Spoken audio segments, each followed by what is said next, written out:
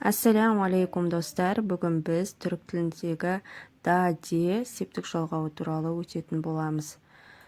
Егер де сөздің соңғы буынында а, о, у болатын болса, оған да жалғанады. Ал е, и, о, дыбыстары болатын болса, онда де жалғанады. Мысалы, калем масада, қалам үстелде, калем öğretmende, қалам мұғалімде, калем чантада, қалам сөмкеде.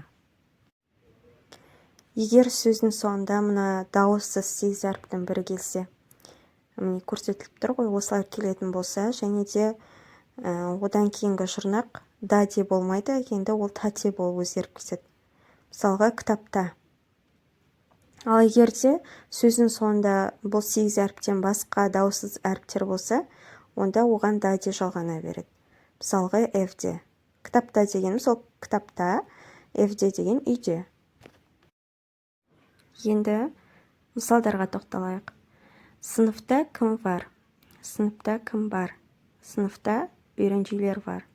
Сыныпта оқушылар бар. Масада кітап var mı? Үстелде кітап бар ма? Hayır, masada kitap yok. Үстелде кітап жоқ. Öğretmen nerede? Мұғалім қайда? Öğretmen ofiste. Мұғалім офисте. Kalem кімде? Қалам кімде? Kalem Ahmet'te. Қалам Ахметте.